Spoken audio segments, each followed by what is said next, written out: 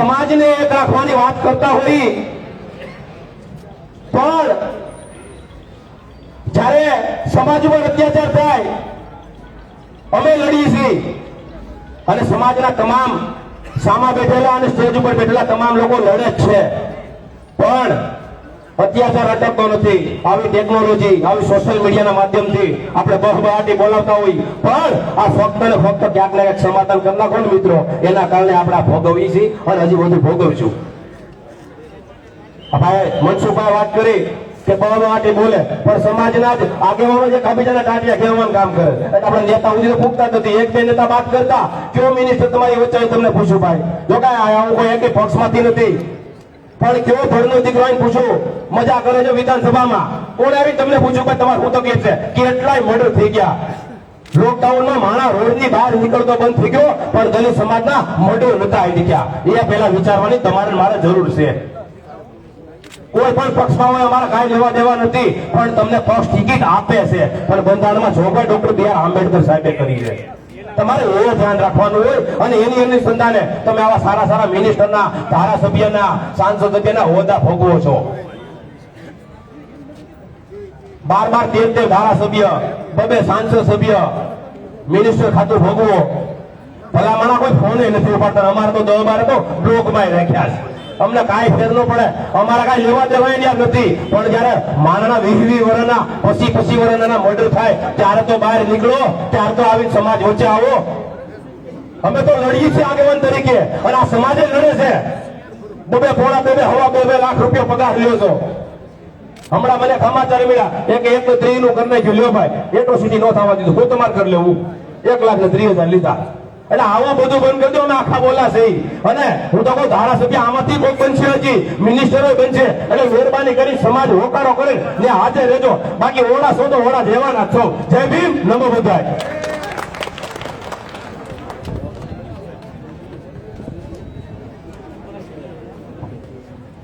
ખૂબ ખૂબ ધન્યવાદ. હવે પછી આપણા મહેમાન શ્રી ડાયરભાઈ દાફડા અને મંજુલાબેનને વિનંતી કરી કે વર્ષોથી સામાજિક મુવમેન્ટ સાથે જોડાયેલા છે, તેઓને વિનંતી કરી કે સ્ટેજ ઉપર આવે, પોતાનું સ્થાન ગ્રહણ કરે.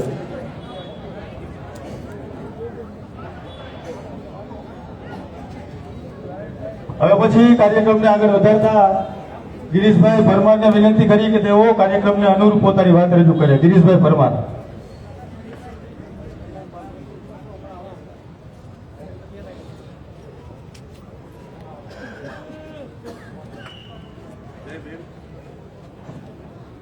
જય ભીમ.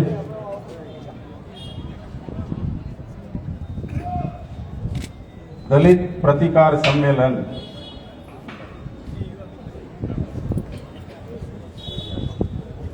આ શબ્દોમાંથી કંઈક એવું સમજાય કે દલિતોએ કોઈનો પ્રતિકાર કરવાનો છે. આજના સમસ્ત અનુસૂચિત જાતિ સમાજ પ્રેરિત આ સંમેલનમાં આપણી વચ્ચે ઉપસ્થિત વડગામના ધારાસભ્ય ભાઈ જિગ્નેશભાઈ મેવાણી, પૂજ્ય ભંતે પથિતજી સુરેન્દ્રનગરથી, પારણપીરની જગ્યાના મહંત દેહાપા,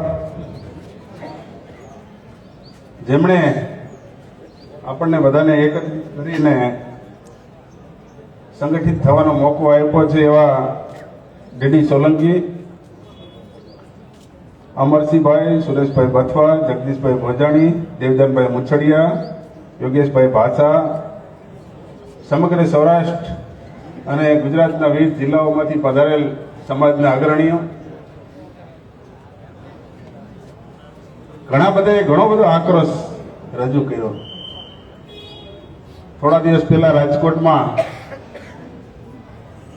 જે ભાવેશભાઈ વાણવીનું મર્ડર થયું એના પછી હોસ્પિટલે જે કંઈ પોલીસ દ્વારા સમાજના આગેવાનો ઉપર ત્રાસ ગુજાર્યો કે હેરાન કર્યા, આ આપણો મુખ્ય મુદ્દો છે. ડીડી સોલંકીએ એના વિડીયોમાં બધાને આમંત્રણ આપતા ત્યારે વારંવાર કહેતા કે આપણે આ એકમાત્ર મુદ્દા માટે ભેગા થઈએ છીએ, આ એકમાત્ર મુદ્દાની ચર્ચા કરજો, આ એકમાત્ર મુદ્દા ઉપર ફોકસ કરજો. પણ ભેગા થાય એટલે રેવાય તો નહીં ને. જેના ઉપર અત્યાચાર થયો હોય ને એનાથી રેવાય નહીં, એટલે બોલાઈ જાય. આપણા વીર આગેવાનોએ ઘણું બધું રજૂ કર્યું, તમે બધે ઘણું સાંભળ્યું. મજા આવી ને? મજા આવે છે ને? બરાબર.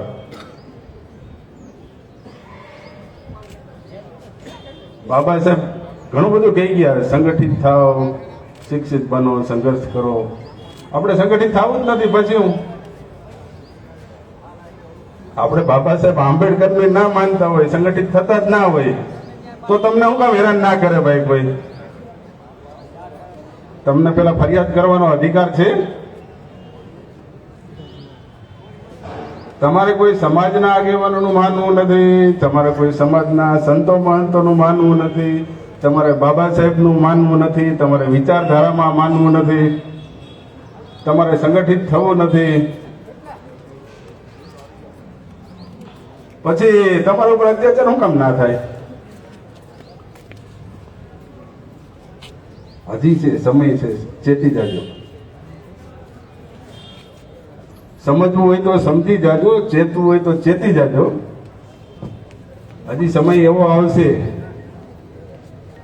જિજ્ઞેશભાઈ બધી જગ્યાએ પહોંચી નહીં શકે, યાદ રાખજો. બરાબર.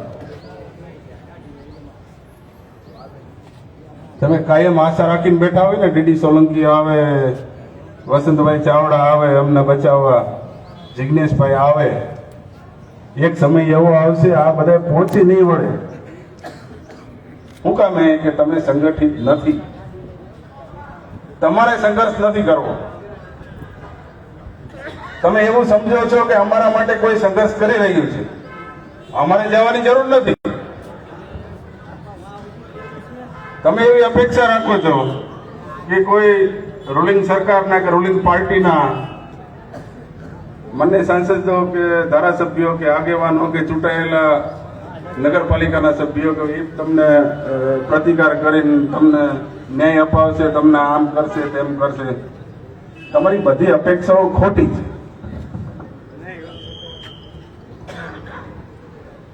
જ્યારે કોઈ અન્યાયની વાત આવે ત્યારે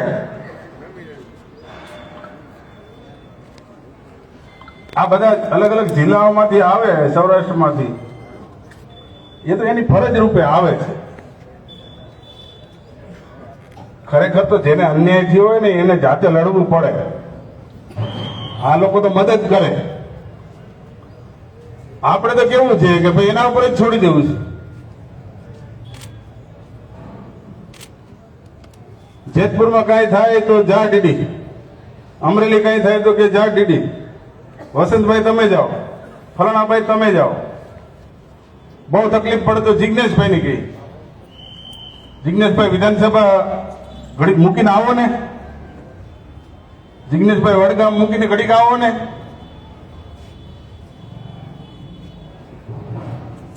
આ જે કંઈ થઈ રહ્યું છે ને એ તમારા કારણે જ થઈ રહ્યું છે. તમે કોઈ સંગઠિત થવામાં તૈયાર નથી, તમે કોઈ જવાબદારી લેવા માટે તૈયાર નથી. હજી યાદ રાખજો, ખૂબ ખરાબ દિવસો આવવાના છે. મને બધી ખબર છે, અહીંથી લાઈવ ટેલિકાસ્ટ છે, મિસ્ટર બાંગરવા સાંભળે છે, બધી ખબર છે મને. પણ જ્યાં સુધી તમે નબળા છો ત્યાં સુધી નકામું છે બધું. મને પણ ખબર છે ને સામેવાળાને ખબર છે, તમારો અવાજ એક નથી. તમે જેવું અહીંયા જિજ્ઞેશભાઈ નું ભાષણ પૂરું થાય, જમણવાર અહીંથી પતે એટલે કોણ તું ને કોણ હું, જે લડનારા 5-10 હશે ને એ લડા રાખશે ને પૂટા રાખશે.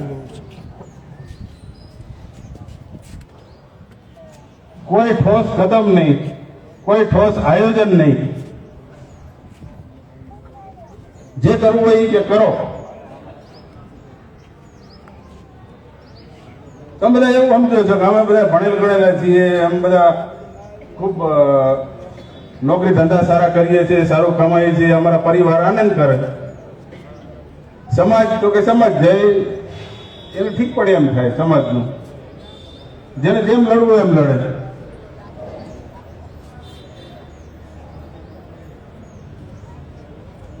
અમને તો આ બધું જાહેર જીવનનો જિજ્ઞેશભાઈ 30 વર્ષનો અનુભવ છે.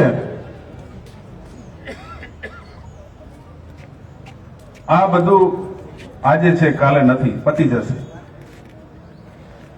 જ્યાં સુધી સ્વયંભૂ પોતાનામાં ના આવે, યાદ રાખજો, કોઈ જિજ્ઞેશભાઈ તમને બચાવી શકવાના નથી.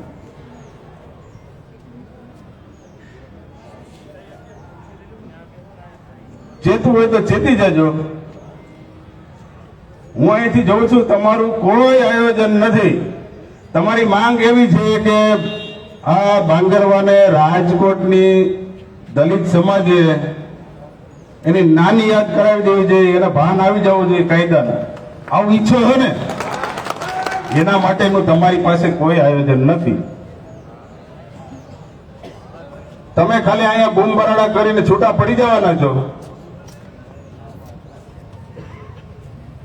લડત ભાઈ જો બે પ્રકારે થાય, એક સંગઠિત થઈને થાય, એક કાયદાકીય લડત થાય.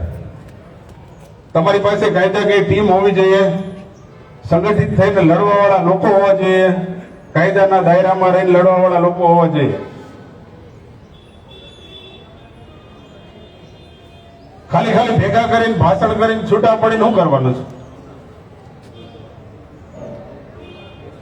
અહીં લક્ષ્મી સોસાયટીમાં ગયે એટલે જગદીશભાઈ વ્યવસ્થા કરતી, 500-700 લોકોને ભેગા બેસાડીને જમાડીને છૂટા પડી જાય. આટલું જ કરવાનું છે.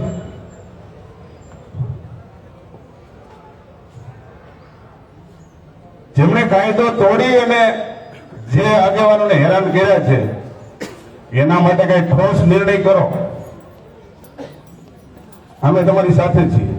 હું જાહેરમાં ભાઈ કહું છું બધાને, હું 2 ડગલા આગળ રહીશ. જ્યાં જેવી કાર્યવાહી કરવી પડે એવી કરો. કોઈ અધકચરું કામ કરતા નહીં. તમે બરાબર યાદ રાખજો, આ તમારા ઉપર ટેસ્ટિંગ છે. ટેસ્ટિંગ પ્રથમ બનાવ એવો છે, આ તમારા ઉપર ટેસ્ટિંગ છે. આમાં જો સફળ થઈ ગયા તો તમે મરી ગયા, સમજી લેજો. હજી સમજવું હોય તો સમજી જાઓ, અમે તો તમને ગોતીએ જ છીએ. સમજવું હોય તો સમજી જજો.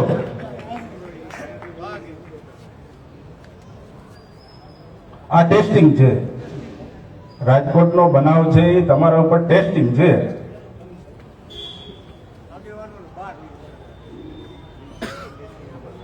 તમારો એક પણ આગેવાન કાલ સવારે સુરક્ષિત નહીં રહે. તમારો એક પણ આગેવાન નહીં રહે, પછી બીજું સ્ટેપ આવશે. નાના મોટા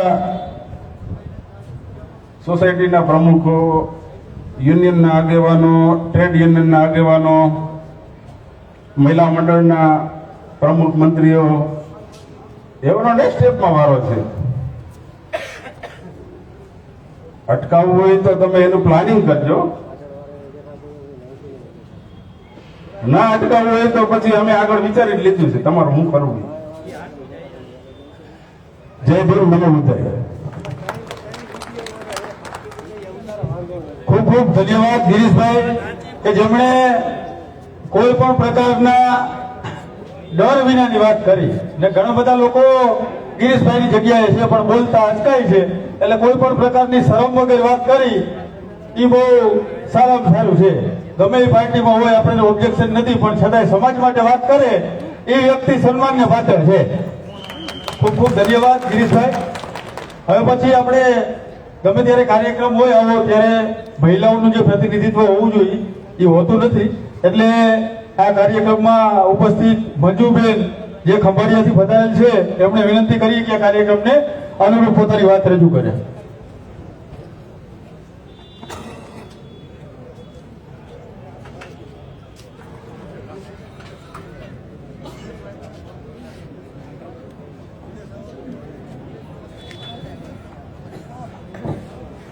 જય ભીમ નમો બુધાય. આજે હું આટલા વર્ષ ત્યાં લડું છું અને જઈને જઈને પોલીસ વાળા લઈ જાય. મારા ઉપર બે વર્ષ ત્યાં કેસ હાલે છે. એક નોયડા મેડમ, એક નીતિ મેડમ, એક સુરેશી મેડમ. એ આવી રીતે મને નાકામાંથી ઢળી લઈ ગઈ હતી, રૂમમાં પૂરી પટે મારી છે અને 2 વર્ષ ત્યાં કેસ હાલે છે. હમણાં બીજો એટ્રોસિટીનો કેસ કર્યો છે ભાજપના નેતાઓ પર. વિડીયો ઉતારતી હતી, હાથમાં મળીને મારો ફોન ઝટી લીધો અને તેના પછી બોલાચાલી થઈ. એટ્રોસિટીનો કેસ કર્યો છે અને જામીન ઉપર છૂટી જાય છે. અને એટ્રોસિટી કરીએ છીએ કોઈ સમાધાન કરી નાખે છે આપણા બધાય. એવું ના કરવું જોઈએ અને જામીન ઉપર પણ છૂટવું ના જોઈએ કોઈ પણ. જિજ્ઞેશભાઈ, જામીન ઉપર કોઈ છૂટવું ના જોઈએ. આમાં આ એટ્રોસિટી આપણી ખાલી પૈસા કમાવા માટેની જ છે. કંઈ કરવા માટે એને સજા મળે એ માટેની નથી. અને વારંવાર આવી રીતે પોલીસ વાળા ઢળી લઈ જાય. હમણાં ઓલા ભાઈ કહેતા હતા કે એમને રૂમમાં જગ્યા પકડીને લઈ જાય. તો હું એક બેન છું, મારા કપડાં ફાડી નાખે પોલીસ વાળા અને એમ બોલાણામાં નાખી દે મોટો વાળી. તો એનું શું કરવું? તો આ બધું આવી રીતે થાય છે. તો તમે બધા આગેવાનો છો, જોવ જરા જો આજ બેન ઉપર આટલા અત્યાચાર થાય છે. હું આગળ વધી છું તો બધી બહેનોને શીખવાડું છું કે તમે આગળ વધો અને બોલો, તમે બીઓ નહીં જોઈતી. આ પોલીસ વાળા આપણા ટેક્સ ઉપરથી એને પૈસા મળે છે, એના ઘરના પૈસા ઉપરથી આપણા આગેવાનો છે, એમાં જે પોલીસ વાળી છે. તો આપણી વાતો સાંભળીને સામાન્ય કીએ સાહેબને મારી આઈડી બંધ કરાવી દીધી. પાણી મોટું તો બંધ નહીં કરાવી શકે. આઈડી બંધ કરાવી શકશો તમે, મારું મોઢું બંધ કરાવી શકશો? હું તો બોલવાની છું. અને અમારા પર કેટલાય કેસે કર્યા છે. અમારા અમીરભાઈ ઉપર હમણાં ઘરે દારૂ લેવા મોકલ્યા એવી રીતે અને એને એમ ધમકીઓ આપે, આમાં મર્ડરમાં તારો નામ છે, આયા તારો નામ છે. તો અમારે શું કરી લેશો? તમે ધમકીઓ આપશો, બીજું શું કરી લેશો? અમારે મરવું છે એ તો પાકું જ છે. તો આવી રીતે અમે મળશું. ખોટી રીતે આવી રીતે ધમકાવે છે જિગ્નેશભાઈ, આવી રીતે ખોટી રીતે ધમકાવવામાં આવે છે. પોલીસ વાળા એમ કે તમારા ઉપર મર્ડરનો કેસ છે. તો આપણી દીકરી ઉપર હડપલા કર્યા હોય, એ ગઈઢો અટાણે એની જાતે ફાંસી ખાઈને મરી ગયો. તો એવી રીતે અમને ધમકીઓ આપે કે ચિઠ્ઠીમાં તમારું નામ લખી ગયો છે. આવો કરે છે. મારા છોકરાને નાને લઈ ગઈ હતી તો પોલીસ વાળો આમ ગરદન ઉપર હાથ નાખીને એની કોલર પકડીને ઢળી ગયો. હમણાં હું ગઈ હતી ત્યારે મને ઢળી છે ઉપરથી. જો આટલું અત્યાચાર કરે છે. તો તમે બધા મારા ભાઈઓ જ છો, પણ તમે સમજો, ભાઈઓ નહીં આગળ લ્યો. ભાઈઓ પર અત્યાચાર થતું હોય તો તમે સાથ લ્યો. ભાઈ એક ફોન કર્યો હતો સભ્યને તાત્કાલિક કે બેનનો તો હાથમાંથી ફોન જઈતો હતો. તું મારા સામું બોલે તો ફાટે છે ભાજપના નેતાને એવી રીતે ફોન કરીને કીધું હતું. તો તમે આજ આગેવાન છો, તમે બધા સમજો, વાત બધી સમજો. એટ્રોસિટી કેસમાં સમાધાન ના થવા જોઈએ અને જામીન ઉપર પણ ના છૂટવો જોઈએ. શું કામ જામીન ઉપર મામલતદાર છોડી દે છે? શું કામ છોડી દે છે? જય ભીમ નમો બુધાય.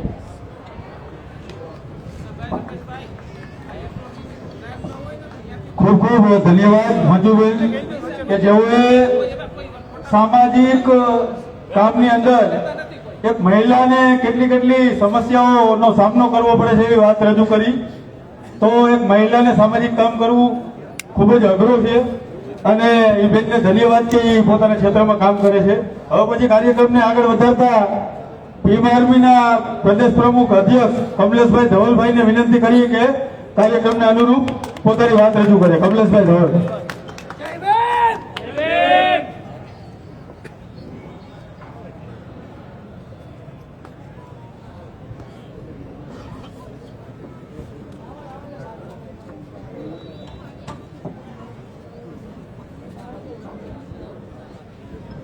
જય ભીમ પેલા તો બધાને થોડું જોરથી બોલશો તો મજા આવશે.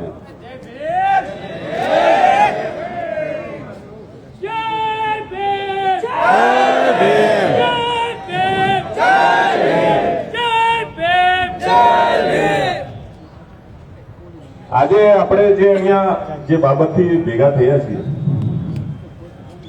આપણે એવું નથી કે અહીંયા ડીડીભાઈ માટે, નરેશભાઈ બગડા માટે કે અશોકભાઈ સિંઘ ઉપર કેસ થયો એટલે ભેગા થયા છે. આવું પહેલી વાર બન્યું છે એવું છે ગુજરાતમાં? પહેલી વાર બન્યું છે આવું? આની પહેલા પણ તમે 20 વર્ષના આંદોલન ઉપર નજર નાખશો ને તો આવા તો કેટલાય ડીડી સોલંકી, કેટલાય નરેશ બગડા, કેટલાય અશોક સિંઘ ઉપર ફરિયાદો થઈ ગઈ છે. અને એવા એવા ગંભીર ગુનાઓની ફરિયાદ થઈ છે ને કે અમુક તો બિચારા 5-5 વર્ષ સુધી જેલમાં સડીને આવ્યા છે. આયા છે કે નથી આયા? આવા ઘણા બનાવો થઈ ગયા છે, ઘણી ફરિયાદો થઈ ગઈ છે. વાતો ખાલી આપણે શું થાય છે કે આપણે જાગતા નથી, આપણે જાગતા નથી. આપણો સમાજ તો જાગૃત જ છે, જાગૃત નથી એવું નથી. આજે આપણે આટલા બધા લોકો અહીંયા ભેગા થયા છે, જાગૃતિ વગર થોડી ભેગા થયા છે.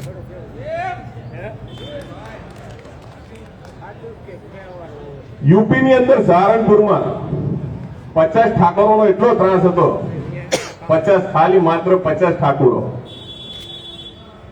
ચંદ્રશેખરભાઈ, વિનય રતનસિંહ, કમલસિંહ વાલિયા, મનજીત નોટિયાલ, આ 4 લોકોએ 50 ઠાકોરોને દોડાઈને માર્યા. ફક્ત 4 લોકોએ 50 ઠાકોરોને દોડાઈને માર્યા છે. અને આખું સહારનપુર સળગ્યું હતું એ દિવસે.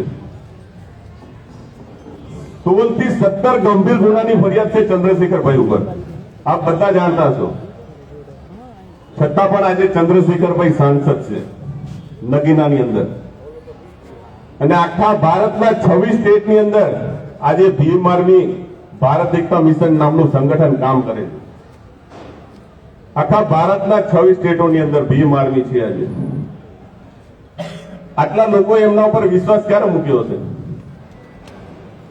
કારણ કે એ માણસ રાત દિવસ કામ કરે છે. હું ગઈકાલે જ એમને મળીને આવ્યો છું. ગઈકાલે જ હું દિલ્હીથી અત્યારે ગઈકાલે જ આવ્યો. ડીડીભાઈ નો ફોન આવ્યો ત્યારે હું દિલ્હી જતો.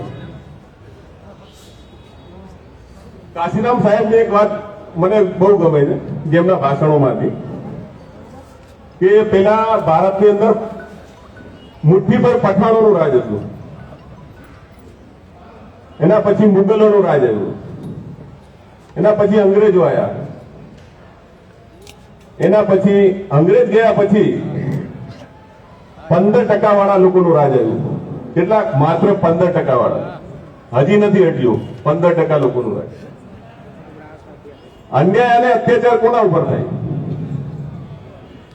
જેમની સત્તા, જેમનું રાજ ના હોય ને એના ઉપર અન્યાય અને અત્યાચાર થાય. કોની મહિલાઓ ઉપર બળાત્કાર થાય? આ સત્તા ઉપર છે એમની મહિલા ઉપર બળાત્કાર થાય છે, અન્ય અત્યાચાર. હમણાં પેલા બેન એમની હૈયાવાળા ઠાલવતા હતા કે મારો હાથ મચડી નાખ્યો, મને આવું આપણેથી સહન થાય? અહીંયા બેઠા બેઠા આપણી બેન દીકરીનો હાથ મચડાય, આપણી બેન દીકરી ઉપર બળાત્કાર થાય, તો આવું આપણે ક્યાં સુધી સહન કરશું? જો આ બધો અન્યાય અત્યાચારનો આપણે અંત લાવવો હોય ને તો એનો માત્ર એક જ ઉપાય છે, સત્તામાં આવવું પડે. આપણે સત્તા સિવાય બધું નકામું છે. જ્યાં સુધી આપણો સમાજ સત્તામાં ભાગીદારીમાં કે સત્તામાં નહીં હશે ને ત્યાં સુધી આપણો કોઈ ઈલાજ છે નહીં. એટલે આપણે ચૂંટણી આવી હોય ત્યારે આપણે બધા જોઈએ જ છે, ઘણું બધું થાય છે.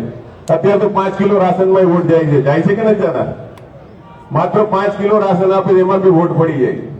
પણ એની પાછળ આપણે જો કેટલા નુકસાન છે આપણા સમાજને. અત્યારે યુજીસી બિલની જે માથાકૂટ ચાલે છે, આપણા ઘણા વિદ્યાર્થીઓ અત્યારે તમે જુઓ કોલેજોમાં અત્યારે એડમિશન માટે કેટલી માથાકૂટ છે, એમના સાથે કેટલું બધું. અત્યારે કોઈ એમ કહેતું હોય ને કે ફ્રી સિપ કાર્ડ, તો ફ્રી સિપ કાર્ડ પણ નથી ચલાવતા. ભલે કોઈ પણ તમે સમાજ કલ્યાણ અધિકારીને મળતો, ફ્રી સિપ કાર્ડ નથી ચલાવતા. પેલા એમ કે તમે પેલા ફી ભરો, ફી ભર્યા પછી તમારા ફ્રી સિપ કાર્ડમાં જયારે પણ આવે 6 મહિના પછી, વર્ષ પછી આવે ત્યારે તમે રાખજો, પણ પેલા ફી ભરી દો રોકડી. હવે આપણા અમુક બિચારા ગરીબ પરિવાર છે આપણા, એમની પાસે ક્યાંથી ₹1,00,000-1.5 લાખ ફી વધુ ભરી દેશે. એટલે આપણો જે શિક્ષણમાં જે આપણા લોકોનો રેશિયો ઘટતો જાય છે ને એનું મૂળ કારણ ઘણા બધા આવે છે. સ્કોલરશીપ ને ફ્રી સિપ કાર્ડ જે આપણા માટે વ્યવસ્થા જે બધી ઘટતી જાય છે. અને છેલ્લા આપણે ઘણા વર્ષોથી જોયું ભાજપનું શાસન આવે ત્યાંથી આ બધું વધતું જ જાય છે. શિક્ષણનો અભાવ આપણામાં, ઘણા છોકરાનો આપણે જોઈએ, આપણે રેશિયો ઓછો જ થાય છે. શિક્ષણ આપણા છોકરા 10માં 12માં કોલેજથી છૂટતું જ જાય છે, કારણ કે ઘણી બધી મુસીબતો છે. તો આપણે મુસીબતોને લડવા માટે એક જ ઉપાય છે, સત્તામાં આવવું. સત્તામાં આવવું જરૂરી છે. અને આપણી પાસે એવું નથી કે ઓપ્શન નથી. આપણી પાસે આખા ભારતના 2 ઓપ્શન છે સત્તામાં આવવા માટે. જો તમે વિચાર કરો તો તમને ચંદ્રશેખર ભાઈ ના ગમતા હોય તો બેનજી પણ છે ને માયાકુમાર, જે માયાકુમારી આપણા બેનજી છે માયાવતીજી, જો તમને ત્યાં ના ફાવતું હોય તો ચંદ્રશેખરભાઈ પણ છે. આપણી પાસે આખા ભારતનું નેતૃત્વ કોઈ કરતું હોય ને તો આ 2 જ ઓપ્શન છે અત્યારે આપણી પાસે. બાકી તમે બધી જુઓ છો પાર્ટી, બધી પાર્ટી સત્તામાં આવીને ગઈ, આપણા માટે શું કર્યું એ તમે બધાની નજર છે કે નહીં? ભાજપ આવશે તો આપણું ભલું કરશે એવું કેટલાને લાગે? કોંગ્રેસ આવશે તો એ કરશે એવું કેટલાને લાગે? આપ આવશે તો કરશે એવું કેટલાને લાગે? આ બધા આવીને ગયા, આપણું કોઈ ભલું થયું નથી. એટલે આપણે બહુજન વિચારધારા તરફ વળશો ને તો જ આપણું કંઈક થશે. એટલે આપણે બહુજન વિચારધારાની સત્તાવાળી જે પણ પાર્ટીઓ એને સપોર્ટ કરો, એને વોટ આપો ને એમની પાછળ આપણો સમય બગાડો. આપણે બીજાના ટેબલ ઉચકવાની, ઝંડા ઉચકવાની ક્યાં જરૂર છે?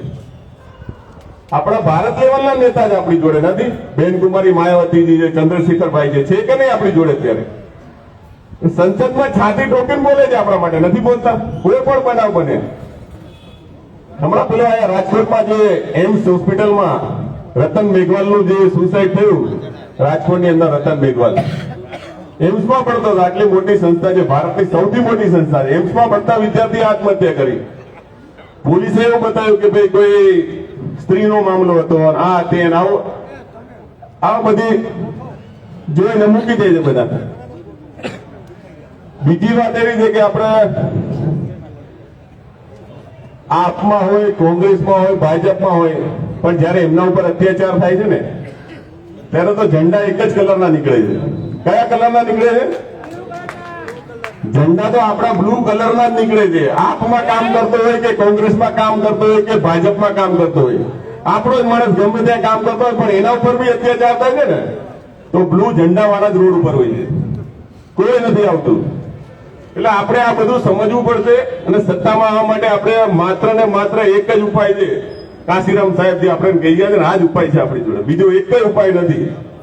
કાશીરામ સાહેબે સૌથી મજબૂત સંગઠન ભાજપ બનાવ્યું હતું, બામસેફ. બામસેફ સંગઠન સૌથી વધુ મજબૂત. બામસેફનો જે સૌથી મજબૂત કાર્યકર્તા હતો ને કાશીરામ સાહેબનો, એમને રાજીવ ગાંધીએ 5 કરોડમાં ખરીદીને બામસેફ તોડવાની કોશિશ કરી હતી. કોણે કરી હતી? રાજીવ ગાંધીએ 5 કરોડમાં બામસેફના કાશીરામ સાહેબના મેઇન કાર્યકર્તાને ખરીદ્યો હતો. એવું નથી કે કોંગ્રેસ આ ભાજપ જ બધું કરે છે, બધા એક જ ચેટા બટા છે. બસ આપણે સમજવું પડશે ભાઈ. વધારે હું કઈ નહીં બોલું, બસ આપણે ખાલી સમજી જાવ, સત્તામાં આવો અને ડીડીભાઈને કઈ પણ તકલીફ પડે તો ગુજરાતની ભીમ આર્મી એમની સાથે છે. અડધી રાતે પણ ફોન કરશે, આપણે હાજર થઈ. અમારા અહીંયા ભીમ આર્મીના બરોડાના અધ્યક્ષ છે, દ્વારકાના અધ્યક્ષ છે, રાજકોટના અધ્યક્ષ છે, અમદાવાદ શહેરના અધ્યક્ષ છે. અમે ઘણી બધી આખી ટીમ આવી છે. એટલે ભીમ આર્મીને એવું નહીં ડીડીભાઈ, આખા ગુજરાતમાં કોઈ પણ યાદ કરશો ને અડધી રાતે આવશું. જય ભીમ, વક્તા વધારે છે ભાઈ. ચલો જય ભીમ.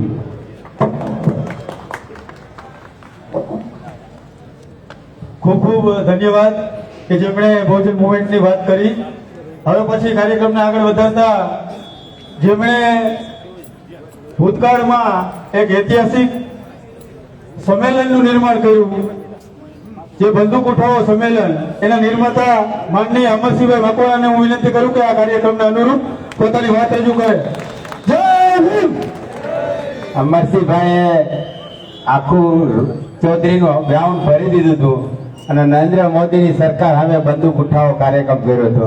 આ તકે આપણે એને સાંભળીએ અને એક તાલીઓથી ગડગડાટ વધાવીએ.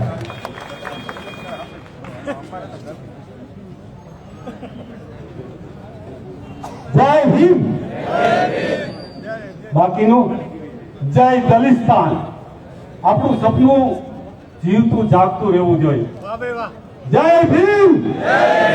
જય દલિસ્તાન. જય ભીમ. જય દલિસ્તાન. હું બહુ અતિ રીબાણો છું, 4.5 વર્ષ ફરીવાર ઉપરથી પાછો આવ્યો છું. એક જ પાછું આવવાનું કારણ મારા આત્માની અંદર કે હિન્દુ રાષ્ટ્ર ન બનવું જોઈએ. આના માટે જીવવાનો, આના માટે મરવાનું.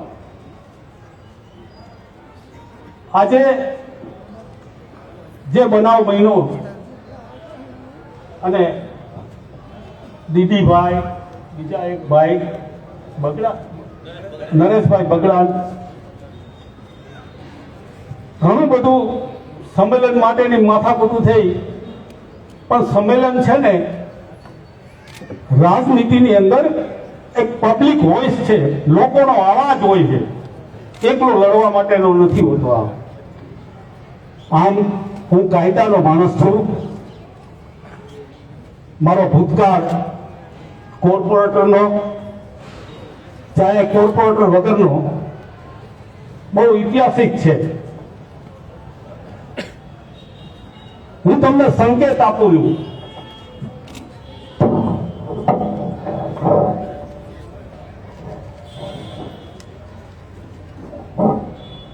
આ સંકેત એક નાની ઉંમરના 25 વર્ષની ઉંમરની અંદર કોર્પોરેટર તરીકે શું કામગીરી કરી મારે અત્યારે ભણાવવી જરૂરી નથી, પણ મેં તમને સંકેત આપ્યો હાથનો. મારો હાથ કોઈ કાંડું પકડેલું, એ કાંડું મારા આત્માની અંદર બાબા સાહેબ, મારી વિચારધારા મારા મગજમાં છે, મારા બ્રેનમાં છે.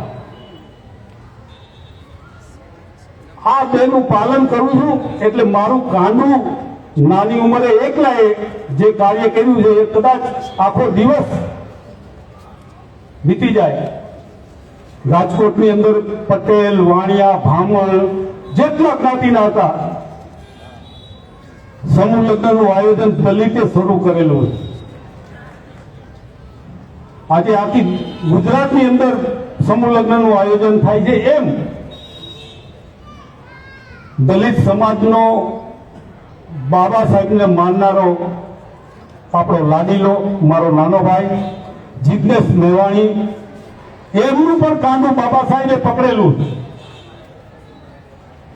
એનું કાંડું, જે બીજો હાથ છે એ બાબા સાહેબનો હાથ છે, અને એમનો હાથનું કાંડું બાબા સાહેબે પકડેલું એવું મારા આત્માને અંદર ફીલ થાય. સૌરાષ્ટ્રની અંદર છેલ્લા 5-7 મહિનામાં ઘણા બનાવ બન્યા, અસંખ્ય બનાવો બન્યા. કોઈ આત્મહત્યા કરી, કોઈ મર્ડર થયું, કોઈએ પોતાના જીવ ત્યાગી દીધો. આવા ઘણા બધા બનાવો બન્યા. અમદાવાદની અંદર એક અંકિત સોલંકી કર્યું છે, એ ફરિયાદ કરેલી વાસણા, આઈ થિંક વાસણાના છે લગભગ, અંકિત સોલંકી. એને પેલા ફરિયાદ કરેલી, 2 વાર ફરિયાદ કરી છે, અને 2 વાર ફરિયાદ કર્યા પછી એને સોસાઇટ કર્યો. સોસાઇટની અંદર એટલે આપઘાત કર્યો. આપઘાતની અંદર બધાના નામ લખાય. દશકની પહેલા એના મા બાપોએ ઉપવાસ આંદોલન કર્યું અમદાવાદની અંદર, વાસણા પોલીસ સ્ટેશનની સામે. વાસણા પોલીસ સ્ટેશનની સામે 2-3 દિવસ થયા ભૂખ હડતાલ ચાલુ કરી હતી. 2-4 આરોપીને પકડ્યા, હજી 2-3 ફરાર છે. 5 મહિના સુધી આરોપીને પકડ્યા નહીં. આ કાયદાની અજ્ઞાનતા. કાયદો આપણે જાણતા નથી. હું આપણે ભાવેશ વાણિયાની પણ વાત કરીશ. કાયદાની અંદર સ્પષ્ટ જોગવાઈ, એ વાસણાના પીઆઈ હોય પીઆઈ પછી એએસપી હોય, એએસપી પછી ડીસીપી ઝોનનો હોય, એ બધા ઉપર ગુનો દાખલ થઈ શકે. કલમ 4(2) હેઠળ બેદરકારીથી, તમારી પોલીસની બેદરકારીના કારણે આ અંકિત સોલંકીની હત્યા એટલે આત્મહત્યા થઈ. આપણે કાયદાથી કોઈ ભગવાન જાણે આની હત્યા થઈ, આને માર્યા, આને લાઠીચાર્જ કર્યો, ફલાણું કર્યું, ઢીકણું કર્યું, પણ આપણે કાયદાથી ભગવાન જાણે અલિપ્ત થઈ ગયા છે. ડીડીભાઈ નો જે બનાવ બન્યો ત્યારે પોલીસ કમિશનર સામે હું એકલો બેઠો હતો લગભગ 20-25 મિનિટ. પેલા હું, સુરેશભાઈ અને સુરેશભાઈ એક બીજા ભાઈ હતા, અમે 4 લોકો બેઠા હતા. પછી સુરેશભાઈ બહાર જતા ગયા, પછી હું 20 મિનિટ એની સાથે બેઠો હતો. મેં સાહેબને પહેલો સીધો સવાલ કર્યો.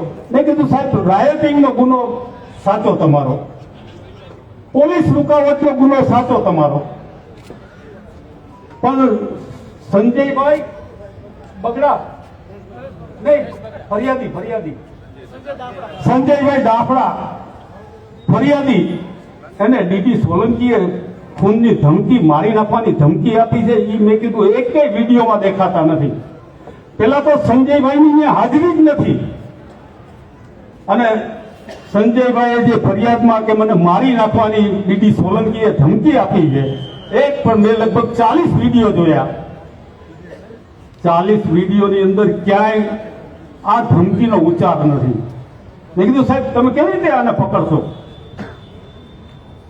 મારી યારે સંમત થયા છે 169 બધા આગેવાનોને કીધું કે આપણે સફળ થયા છે, આપણી બિનસમરી થશે. બીજું, ભાવેશભાઈ વાણિયારિયા એને મળતા પહેલા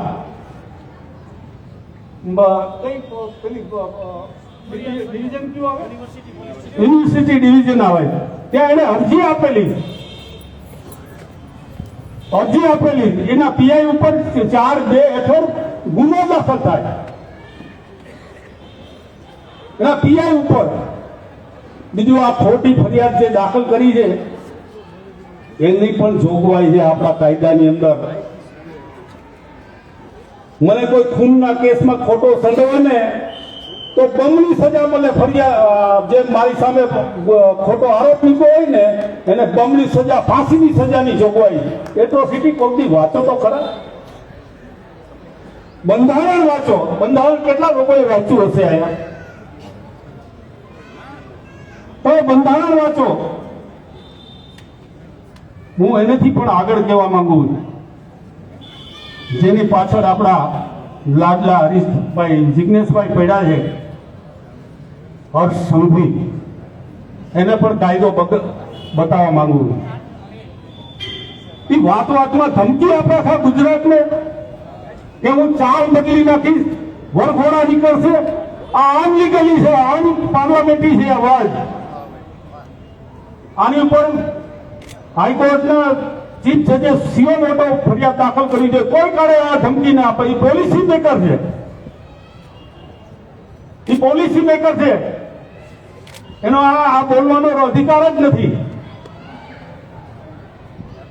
લો એન્ડ ઓર્ડર માટે જવાબદાર અધિકારીઓ પાસેથી માંગી શકે જવાબ, પણ એ આવી ધમકીઓ, જે બેફામ ધમકીઓ મેં કાલ પરમદી પેપરમાં જોયું, ચામડા ઉતરી નાખીશ, ચાલ બદલી નાખીશ, વરઘોડા કાઢીશ, એના સામે હું પિટિશન દાખલ કરવાનો એવો જીવતો થયો છું. આ શક્ય જ નથી. જિજ્ઞેશભાઈ ને આ બોલી શકે? હા, ભણ્યો નથી.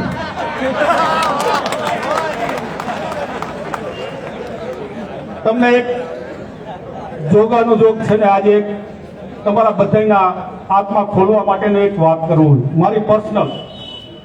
સાંભળશો? અહીંયા એક પોલીસ કમિશનર અને એક આખી ટીમ એક અદ્ભુત આવી હતી. એ પોલીસ કમિશનરનું નામ હતું સુધીર સિંહા, અને કડકમાં કડક એને 3 થી 4 એન્કાઉન્ટર કર્યા. 1-2 ગુંડાઓને લોકરમાં મારી નાખ્યા. એક બે ગુંડાઓને એક્સિડન્ટમાં ખપાવી નાખ્યા અને એક જુવાન છોકરાએ મર્ડર કર્યું હતું. એ મર્ડર વાળો જે ભાઈ હતો એનું નામ હતું બલી ભરવાડ. આ બલી ભરવાડનું એક છોકરાએ મર્ડર કર્યું. સુધીર સિંહાએ એને સેલ્ફ ડિફેન્સ પોતાની આત્મરક્ષા માટે આને મર્ડર કર્યું છે એવું કોર્ટની અંદર એને રિપોર્ટ આપ્યો. આ ખૂન કરનાર વ્યક્તિ નથી, આ એ પોતાની જીવ બચાવવા માટે આ સામેના વ્યક્તિ બલી ભરવાડનું મર્ડર કર્યું એવો રિપોર્ટ કર્યો ને છોકરાને કોર્ટે નિર્દોષ છોડ્યો. એનાથી પણ આગળ આપણા રીબડાના અનુરૂપસિંહ જાડેજા એ ફરાર હતા અને એની ઉપર બહુ મોટો ઇનામો બધું ઘણું બધું ડિક્લેર થયું હતું.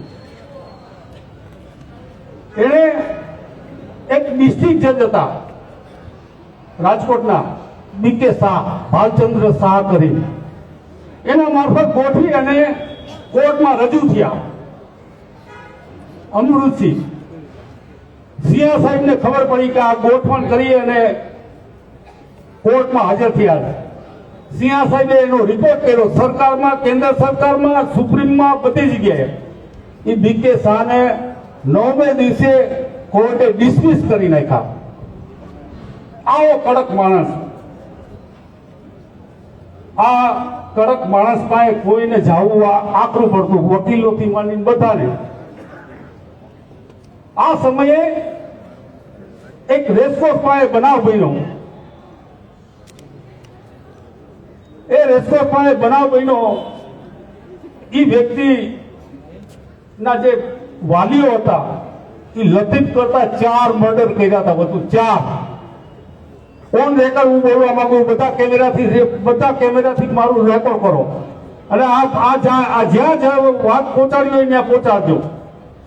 જેને પંચેત છે એને પણ પહોંચાડજો. હવે એ રેસકોર્સના બનાવના અનુસંધાને આપણા એક મારા મિત્ર છે ઈસુભાઈ જુણેજા, એ મને બોલાવવા આવ્યા. રાત્રે 2, સવા 2, 2:30 વાગ્યા હશે. મને કે બેસી જાઓ, ઝડપથી ગાડીમાં બેસી જાઓ. એટલે હું ગાડીમાં બેસી ગયો. હું આંખું ચોરતો ભાઈ ક્યાં જાવું. એટલે હોટલની સામેની ગલીમાં લઈ ગયા. પછી મને કે હાલો. એટલે એ ઘર અંદર ગયો. એ ઘર અંદર એક ખાટલામાં બેન બેઠા હતા. ત્યાં રાજકોટના રાજુભાઈ ચાવડિયા, ઈસુભાઈ જુણેજા, બોતરભાઈ, 5-7 બિલ્ડરો, 10 જેટલા જમીનના ધંધાર્થીઓ, ડોન બધાય 50-60 જેટલા ઉભેલા રાજકોટના જ બધાય. એટલે એક ખુરશી ખાલી રાખી હતી, બાકી બધા ઉભા હતા. એટલે મને ઈસુભાઈ કીધું, ઈશારો કર્યો કે બેસો અહીંયા. એ બેન નું નામ છે સંતોષબેન જાડેજા. ઓન કેમેરા બોલવા માંગુ છું, તમે ઓન કેમેરા બધા તમે રેકોર્ડ કરો. આ સંતોષબેન જાડેજાએ મને વાત કરી કે હું 8 વાગે પોરબંદર હતી અને પોરબંદર સુધી સિંહાનો ફોન આવ્યો મને કે તારા દીકરા તુકારેથી વાત કરતા હતા. બેનના જે શબ્દો છે એ જ રીતે હું શબ્દો વાપરીશ,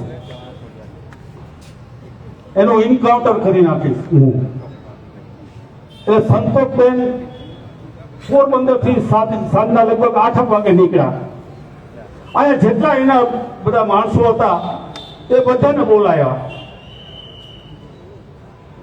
કે આપણે આવું. મને પોલીસ કમિશનરે ફોનમાં કડક સૂચના આપી કે તું જ્યાં તારા હતાળ હોય ત્યાં સતાડી દેજો. પાણી પીવું જરાક મારું કરું.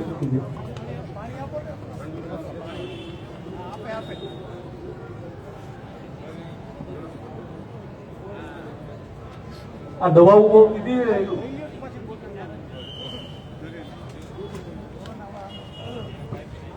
આ સંતોષબેન મને વાત કરી, મને કે પહેલા અમે કોઈ વકીલ મારફત, સારામાં સારા વકીલ મારફત કરણને રજૂ કરવાની વાત આવી, પણ બધા મારા બધા માણસો છે એને ના પાડી કે નહીં માને. તો રાજકારણીઓની વાત કરી કે રાજકારણીઓ મારફત આપણે રજૂ કરીએ, તો પણ ના માન્યું. બધાએ કીધું કે નહીં, માનશે નહીં. પછી મને બધાએ નામ તમારું આપ્યું કે તમને બચાવી શકે તો અમરસિંહભાઈ મકવાણા જ બચાવી શકે. એક દલિત દીકરાને આવડી મોટી હસ્તી, જેનો ફિલ્મ ગોડ બદર સભાના આદમી એ રોલ ભજ્યો હતો, એક દલિત દીકરાને ખુરશી ઉપર બેસાડી અને એ વાત કરે, આ બાબા સાહેબનો હાથ નહીં તો શું કહેવાય? સાંભળો. પછી મને વાત કરી, મને કે તમારે રજૂ કરવા જવું જ પડશે. રાજુભાઈ ચાવડિયા કોર્પોરેટર હતા, બીજા ઘણા બધા હતા. બધાએ કીધું. અરે પણ મેં કીધું કેવી રીતે? નહીં, કે તમારા નામનું જ બધા, આ બધા 60-70 જેટલા છે બધા મારા માણસો, એને તમારું જ નામ સૂચવ્યું. મને મોકો મળ્યો, મેં કીધું બાબા સાહેબનું નામ જો આ વ્યક્તિ બોલીને મને વાત કરતા હોય તો મારે આ કરવું જ જોઈએ. બાબા સાહેબની મને આણ આપી. સવારે ઈસુભાઈને બેનને મેં વાત કરી કે સવારે 11 વાગે મારી સાથે એને રજૂ કરવા હું લઈ જઈશ. રજૂ કરવા લઈ ગયો. એને જે બહારનો ગેટ છે, રોડના ગેટ, ત્યાંથી કરણભાઈ ચંપલ ઉતારી નાખ્યા. મેં કીધું નહીં, તમે પહેરો. એક બાબા સાહેબના સોગંદ હું સત્ય હકીકત કહું છું. તમે ઓન કેમેરા એ જાડેજા પરિવારને મોકલજો, એને પણ યાદ આવે કે આવો કોઈ બચાવ વાળો આજે યાદ કર્યું.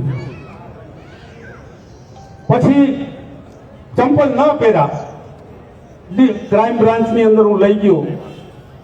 બધાને પેલા કીધું કે હું આને રજૂ કરવા આવ્યો છું, આને બેસાડો ભાઈને, અને હું સીપીને મળવા જાઉં. એ સુધીર સિંહાને હું મળવા ગયો ને વાત કરી. મેં કીધું આ એન્કાઉન્ટરનું તમારે આજે ક્લોઝ ચેપ્ટર કરવું પડશે. મને કે અમરસિંહભાઈ, મેં તમારી પાસે આવી અપેક્ષા જ નહોતી રાખી. એ માણસે ને મેં વાત કરી કે મને થોડીક બાબા સાહેબ પ્રત્યેની જે વાત કરીને, એટલે હું એના નામ માટે જ હું આવ્યો છું. અને બાબા સાહેબનું નામ નીચું થાય ને એવું હું ક્યારેય નહીં વિચારું. કરણનું એન્કાઉન્ટર થાય ને એ પેલા મારું એન્કાઉન્ટર થવું જોઈએ. આ શબ્દો મેં સુધીર સિંહાને કીધા. તરત જ એણે ક્રાઇમ બ્રાન્ચમાં બરંડા સાહેબ કરીને હતા, એને કીધું કે ભાઈ આને તાત્કાલિક એના પેલા ઇનકેસ ભરી અને સીધું કોર્ટમાં રજૂ કરી દો. આપણે આવી હસ્તીઓ એના સંકટ સમયે મેં જે મદદ કરી, એમ ડોક્ટર બાબા સાહેબે પણ રાજકોટમાં આવી મદદ કરી હતી. ત્યારે બાબા સાહેબ આટલા પ્રચલિત નહોતા.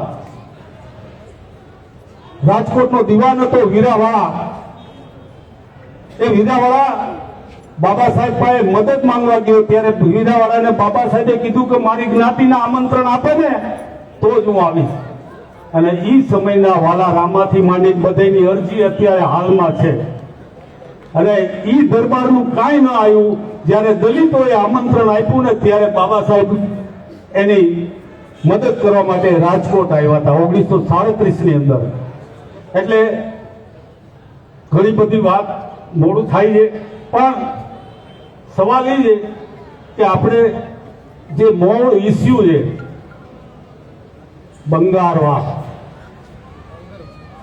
બાંગરવા સોરી જગદીશભાઈ બાંગરવા, થોડી મિસ્ટેક થઈ ગઈ, મારું ગળું બહુ સુકાય છે ને એટલે એનું સત્યાનાશ પૂરું છે.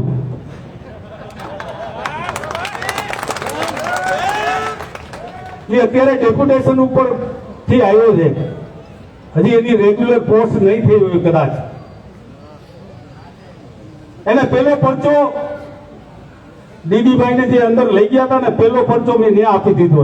પૂછો એમને. 1 સેકન્ડની અંદર છે ને 1 સેકન્ડની અંદર દીદીભાઈને બહાર કાઢ્યા. ભાઈ બથવારભાઈ સુરેશભાઈ બધા હતા. 1 સેકન્ડની અંદર પોલીસ કમિશનરે કીધું, મેં કીધું અત્યારે ટોર્ચરિંગ કરે છે. ટોર્ચરિંગ કરવા માટે આવ્યા છે. મેં सीपी साहब फोन करो, क्या प्रॉब्लम है, क्या प्रॉब्लम है, कोई पर्सनल ईगो है, रिलीज करो उसको. मैंने बोला था आपको 1 सेकंड में रिलीज करने का है उसको. એટલે પેલો પરચો મેં અહીંયા આપી દીધો છે દલિત તરીકે. બીજો પરચો આ દરેક અધિકારીઓને એની સર્વિસ બુક હોય. હું અધિકારી હોઉં ને તો મારી સર્વિસ બુક છે ને એ મારો જીવ હોય, જીવ. એની અંદર એક કોલમ આવે છે. એ કોલમની અંદર આ બાંગરવાએ દલિતો માટેની શું કામગીરી કરી, આદિવાસી માટેની શું કામગીરી કરી. જો એ કામગીરી સારી ન કરી હોય તો એને રિવિઝન પણ મળી શકે, એનું પ્રમોશન પણ અટકી શકે. આ તમે ધ્યાન રાખજો. એ જ મુદ્દે આવું છું. એટલે આ બાંગરવાને એની સર્વિસ કેમ કરે છે એ આપણે જોઈએ શું. બધી કાયદામાં આપણા અધિકાર કેટલા છે, પર્સનલ આપણે દરખાસ્ત કરશું કે આ માણસના સીઆર ખરાબ છે, દલિત વિરોધી છે, આદિવાસી વિરોધી છે. અને એ કેવી રીતે કરવા એ મને જોગવાઈની ખબર છે. સામાન્ય વહીવટ વિભાગ જે સરકારનો સૌથી સુપર પાવર વાળો હોય ને તો સામાન્ય વહીવટ વિભાગ છે, જીએડી. હવે આ તો અધિકારીઓને દબાવવાની વાત થઈ, પણ આપણા અનામતમાં ચૂંટાતા લોકસભાના સભ્યો, આપણા ચૂંટાતા અનામત ઉપર ચૂંટાતા ધારાસભ્યો, આપણી અનામત ઉપર ચૂંટાતા કોર્પોરેટરો, આપણી અનામત ઉપર ચૂંટાતા તાલુકા પંચાયતના જિલ્લા પંચાયતના સભ્યો, આ બધાને પાણી બતાવવાનો સમય આવી ગયો અને બધાને ઘર ભેગા કરવાનો સમય આવી ગયો. જેમ આ જોગવાઈ છે કે આઈપીએસ ના આઈએસ અધિકારીઓને દલિતની કામગીરી કરવી ફરજિયાત છે, નહીતર એને પ્રમોશન ન મળે. એમ આ બધા લોકસભાના સભ્યો, આ વિધાનસભાના સભ્યો, આપણા ધારાસભ્યો જિગ્નેશભાઈને છોડતા. એને 5 વર્ષની અંદર એક દલિતનું કામ નથી કર્યું. આ આદિવાસીઓ આપણા ભાઈ, એને પણ એક લીટીઓ કોઈ દી લખી નથી. દેકારા કરે, ફલાણા માઇકમાં લાઇટનું ઉદ્ઘાટન કરે, ઝાડવાનું ઉદ્ઘાટન કરે ને ફલાણું ઉદ્ઘાટન કરે. દલિતના ઘર બનાવવાનું ઉદ્ઘાટન કર તો તને સાચો કહું. એટલે આ બધા બાકડા પણ આ બધાને હવે જીવતા અગ્નિદાહ દેવાનો સમય આવી ગયો. આને બધાને ઘર ભેગા કરી દઈશ 100%. મેં તમને પહેલા હાથ બતાવ્યો હતો આમ કે મારું ખાંડું બાપા સાહેબે પકડેલું છે. જિગ્નેશભાઈ મારી વાત સમજી ગયા કે બધા ધારાસભ્યોને ઘર ભેગા કરવા માટે એને ચખ મારી દલિતોના કામ ન કરવા પડે ને તો ટકો કરાવી નાખીશ. અને મરી ગયો હોઈશ ને તો એ મારી વરે ખાડા, તો આપણે કહીએ ને ખાડા મારવાની છૂટ છે. હું મારી દફન નથી થવાની હો ભાઈ, મારે અગ્નિદાન જ જોતો.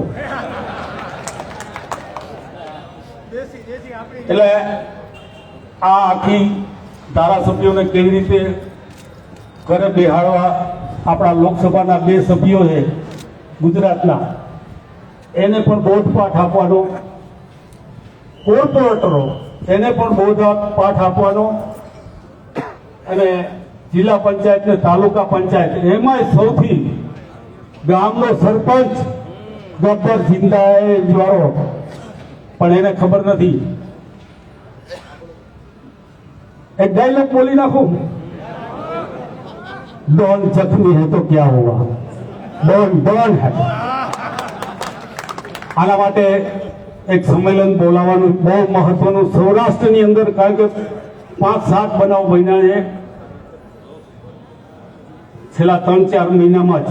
હું માનું જાન્યુઆરી, ફેબ્રુઆરી, માર્ચ સુધીમાં 5 થી 7 તો આપઘાતોના ને એવા બધા બન્યા છે, અને બહુ એને પરેશાની બહુ આપી છે, અને એ લોકોએ પોતાના જીવ દઈ દીધા. એ જીવને આત્માને શાંતિ માટે નજીકના દિવસોમાં જિગ્નેશભાઈ જ્યારે નક્કી કરે ત્યારે આ બધા લાઇટોના ઉદઘાટન વાળા ગબ્બરોને આપણે ઘર ભેગા કરવા એ નક્કી છે. એના માટે આપણે સુપ્રીમની અંદર પિટિશન પણ દાખલ કરશું.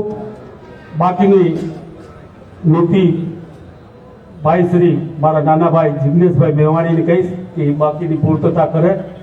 સંમેલન ક્યારે રાખવું, આ બધાને ગેરલાયક કેમ ઠેરવવા, સમાજ ફેરવી શકશે. કોઈ દુઃખ નથી લાગતું ને ભાઈ. હું ધારાસભ્યને ઘરે બેહાડવાની વાત કરું, કોઈને દુઃખ લાગે? કારણ કે જો તમને દુઃખ લાગતું હોત ને તો હું બાબા સાહેબનો ડાયલોગ બોલત કે મુझे पदे होवे लोगों ने, બાકી તમે સમજી જાઓ. ધોખા દિયા હે. એટલે આ ધોખા 2026 ની અંદર ઈરાન જે રીતે લડે, એક ભૂલી ગયો. ઇઝરાયલનો અર્થ ખબર છે? ઇઝરાયલનો અર્થ કોઈને?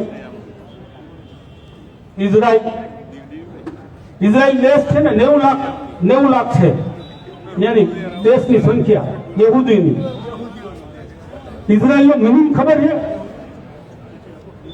અમેરિકાની અંદર 6661 યહૂદીઓ છે. ઇઝરાયલ છે ને એનો મિનિંગ થાય છે ભગવાન સાથે લડવાનું. આખી દુનિયા હારે લડે. એમ આપણે બાબા સાહેબનો પણ મિનિંગ જય ભીમ. ભાજપની સરકારના કોઈ પ્રધાનમંત્રી હોય કે ભાજપના મુખ્યમંત્રી હોય, બધા શું સજા આપીને એ દલિત સમાજ નક્કી કરશે. જય ભીમ. બાકીનું બોલો.